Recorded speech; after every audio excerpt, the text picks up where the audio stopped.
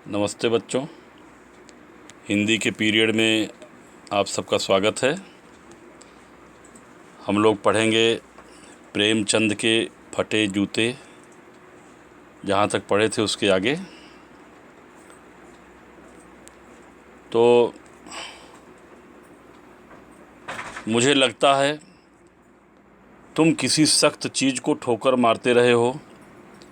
कोई चीज़ जो परत पर परत सदियों से जम गई है, उसे शायद तुमने ठोकर मार मार कर अपना जूता फाड़ दिया।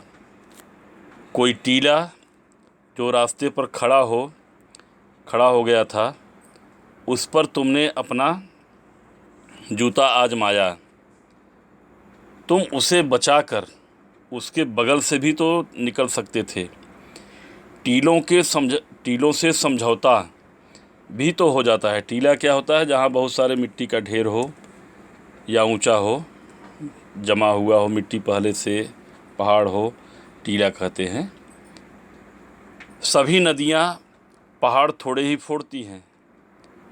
कोई रास्ता बदल कर घूम कर भी तो चली जाती है।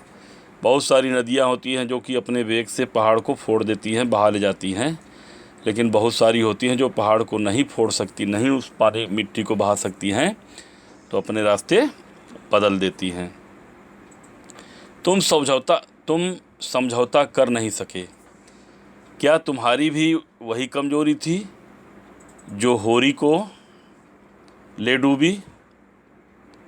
वही नेम धर्म वाली कमजोरी, नेम धर्म, नियम धर्म, उसकी भी जंजीर थी।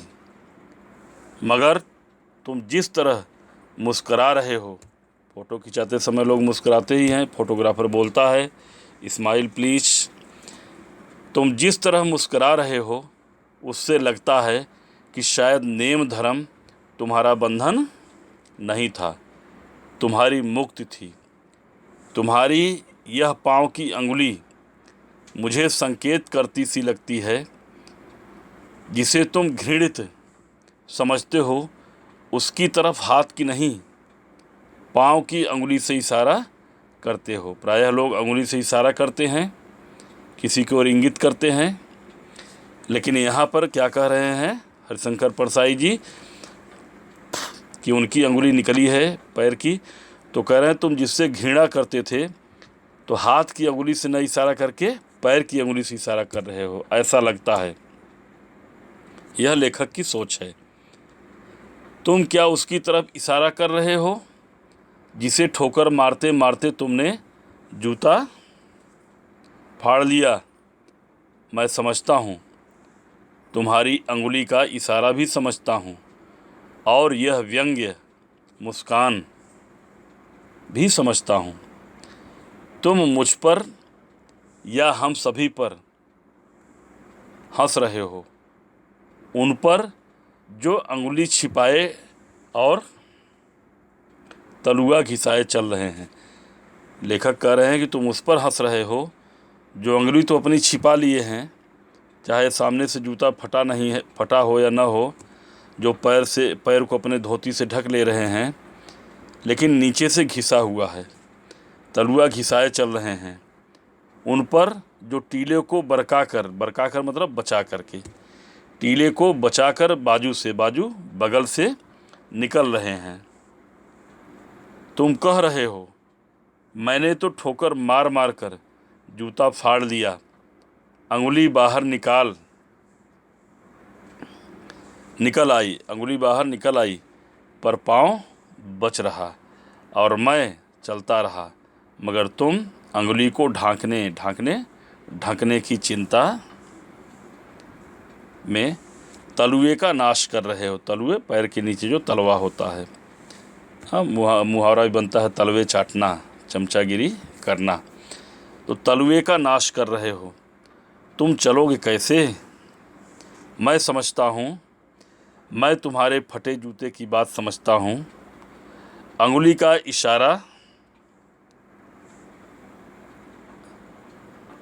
इशारा समझता हूँ, तुम्हारी व्यंग मुस्कान समझता हूँ।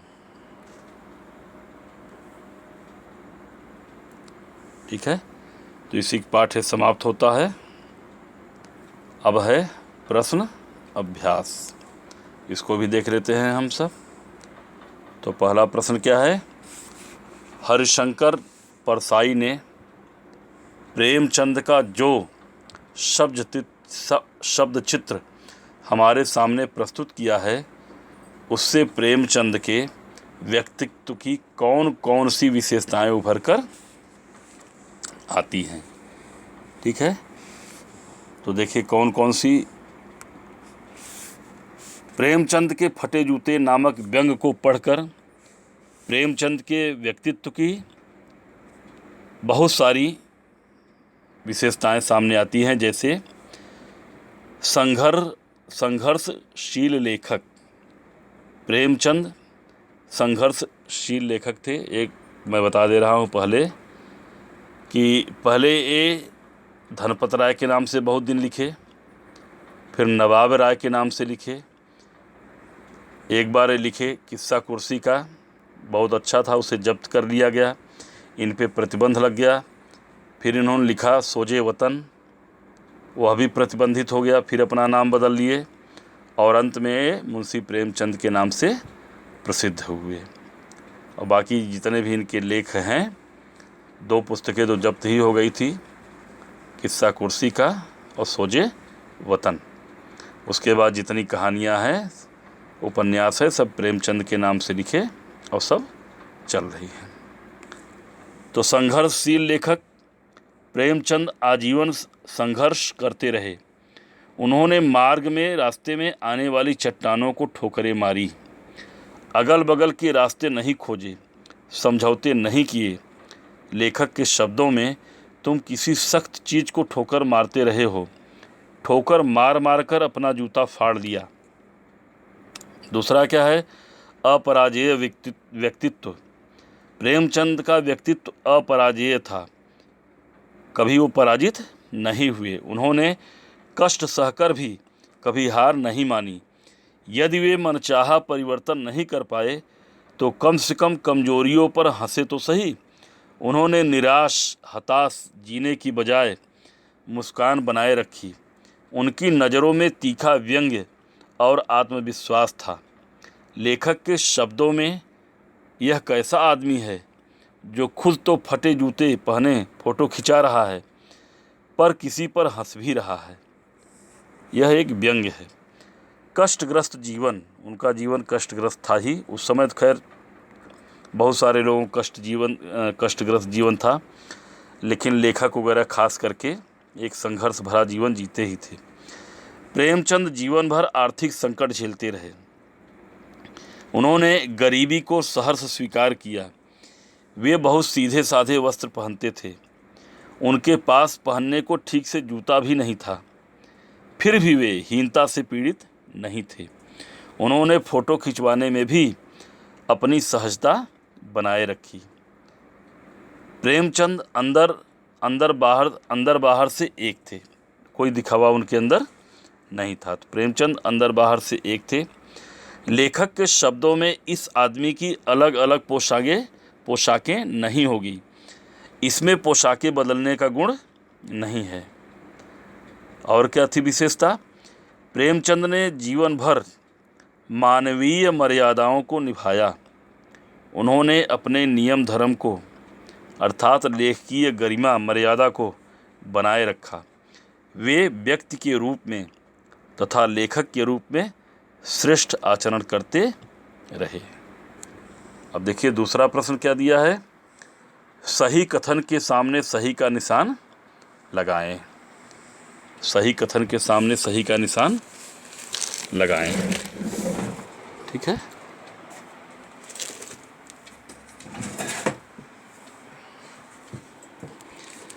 तो पहला क्या है?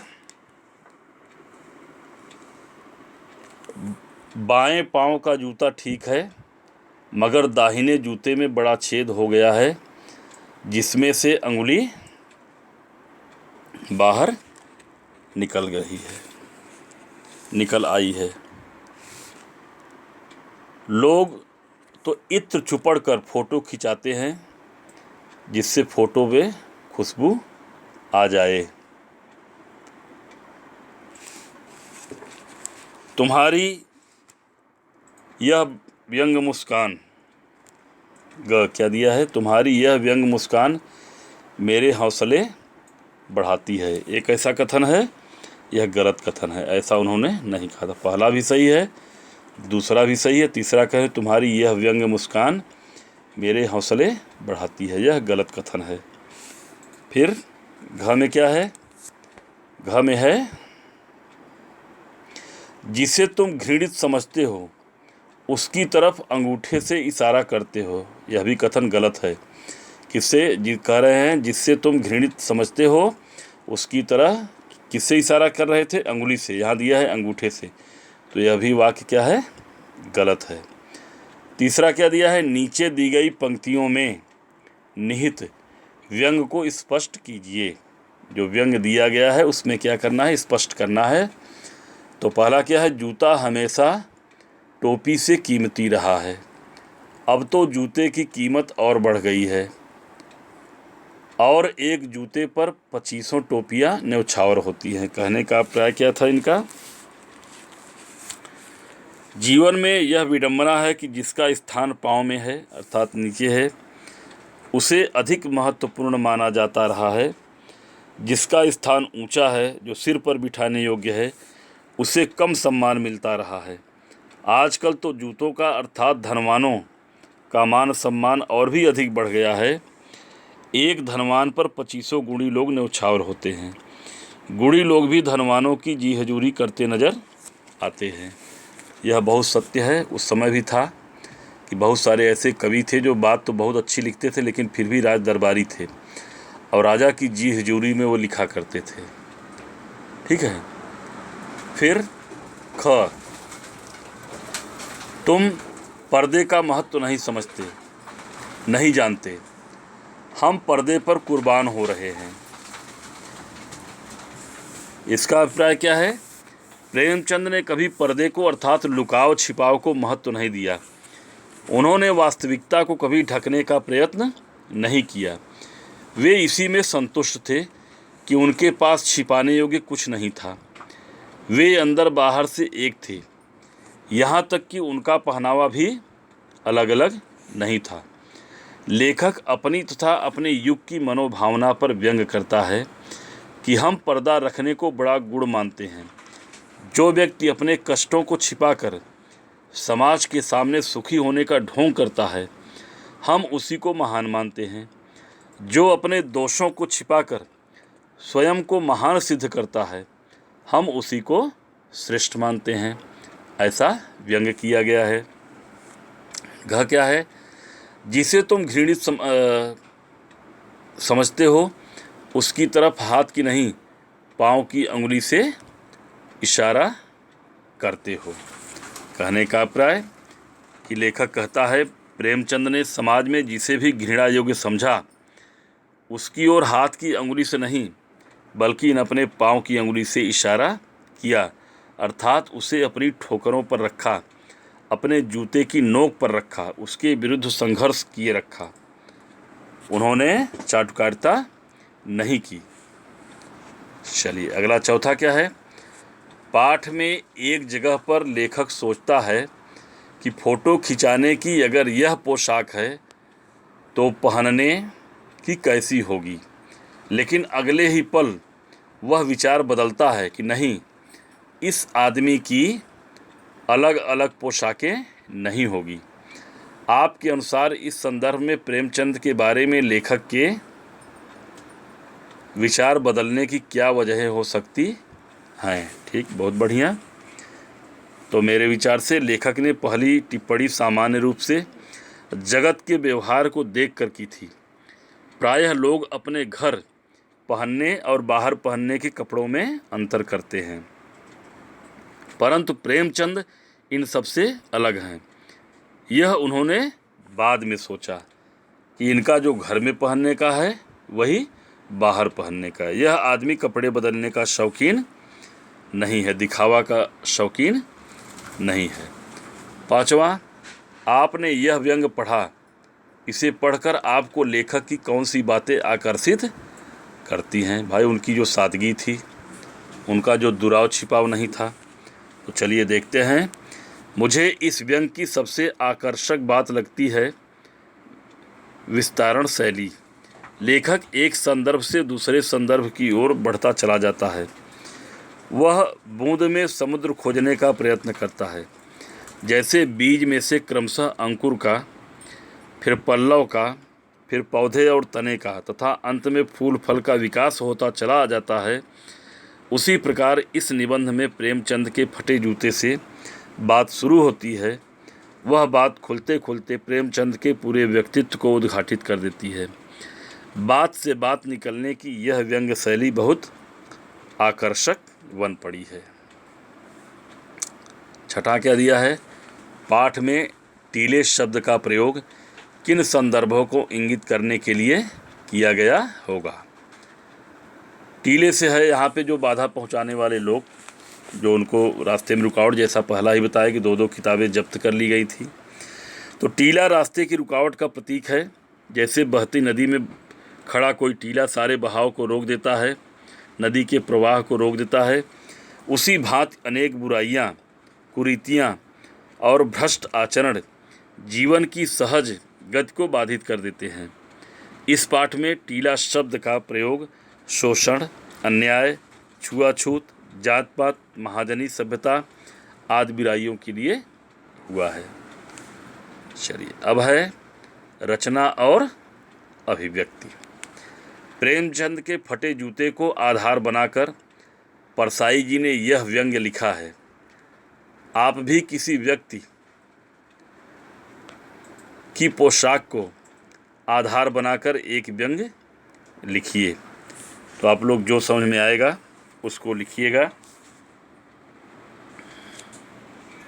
फिर दिया है, आपकी दृष्टि में वेशभूषा के प्रति लोगों की सोच में आज क्या परिवर्तन आया है? आज तो वेशभूषा को और ज़्यादा महत्व दिया जा रहा है। हाँ, हर जगह के लिए अलग अलग, पार्टी के लिए अलग है, ऑफिस या स्कूल, विद्यालय या नौकरी करने जाने के अलग पोशाक हैं, पहनावा है, बाहर घूमने सुबह शाम टहलने के लिए अलग पहनावा है, घर में रहने का अलग पहनावा है। तो इसका कारण है कि समृद्धि और लोगों के पास पैसा पर्याप्त हो गया है। लोग अपना पहनावा दिखावा विभिन्न तरीके से करते हैं। तो पहनावा या पोशाक उसमें से एक है। अब है भाषा अध्ययन। पाठ में आए मुहावरे छांटिए और उनका वाक्यों में प्रयोग कीजिए। यह आप लोगों के लिए गृह कार्य है। ठीक है, तो बहुत सारे मुहावरे ऐसे आए ही हैं, उनको छांटिएगा। 10वां दिया है। अब देखिए मुहावरे कुछ मैं थोड़ा बता दे रहा हूँ। हौसला पस्त करना, ठोकर मारना, टीला खड़ा होना, पहाड़ फोड़ना, जंजीर होना इत्यादि हैं। इनसे आप लोग वाक्य बनाइएगा। 10वां क्या दिया है? प्रेमचंद के व्यक्तित्व को उभारने के लिए लेखक ने जिन विशेषणों का उपयोग किया है उनकी सूची बनाइए। जो जो विशेषण इन्होंने कहा है, महान कथाकार, उपन्यास सम्राट, युग प्रवर्तक, युग को बदलने वाले, मेरे जनता के लेखक, साहित्यिक पुरखे इत्यादि विशेषणों से इनको सम्मानित किया है। इस तरह के विशेषण इनके लिए प्रयोग किया है। अब है पाठ्येतर पाठ से हटकर के सक्रियता। तो आप लोग कर सकते हैं। तो दिया क्या है? महात्मा गांधी जी अपनी वेशभूषा के प्रति एक अलग सोच रखते थे। इसके पीछे क्या कारण रहे होंगे, पता लगाइए। महात्मा गांधी जी एक दिखावा भी कह सकते हैं। कोई ज़रूरी नहीं है कि व्यक्ति जो है केवल एक ही कपड़े पहने। अगर आपके मन में देशभक्ति है, कपड़े पहन करके भी देशभक्ति की जा सकती है। तो केवल एक ही धोती, हाँ एक चीज़ था कि जो उस समय, जैसा कि कक्षा 8वीं में है आश्रम के अतिथि और संस्मरण, कि उस समय सिलाई मशीन नहीं थी, कपड़े सिले नहीं जा सकते थे, इसलिए क्या करते थे, अपने चरखे से सूत काटते थे, उससे जो कपड़े बुनते थे उसी को धोती और एक ओढ़ते थे, पहनते थे कि हम स्वदेशी पहनते हैं। फिर महादेवी वर्मा ने राजेंद्र बाबू नामक संस्मरण में पूर्व राष्ट्रपति डॉक्टर राजेंद्र प्रसाद का कुछ इसी प्रकार चित्रण किया है, उसको पढ़िए, अगर मिल जाए तो पढ़िएगा, नहीं मिलता है तो कोई बात नहीं। अमृत राय लिखित प्रेमचंद की जीवनी, प्रेमचंद कलम का सिपाही पुस्तक पढ़िए अगर उपलब्ध हो तो। NCERT द्वारा निर्मित फिल्म नर्मदा पुत्र हरिशंकर परसाई देखें, बहुत अच्छा है। आप लोगों के पास, जिनके पास ये उपलब्ध है, तो नेट से बड़े आराम से उसे नर्मदा पुत्र हरिशंकर परसाई फिल्म को देखिएगा, और ये जो शब्दार्थ दिया गया है उसको लिखिएगा। इसी के साथ यह पाठ समाप्त होता है, इसका अभ्यास कार्य भी समाप्त होता है। अगला पाठ है मेरे बचपन के दिन। इस पाठ को महादेवी वर्मा ने लिखा है और इसको पढ़िएगा, फिर अगला पाठ यही पढ़ाएंगे। तब तक के लिए धन्यवाद।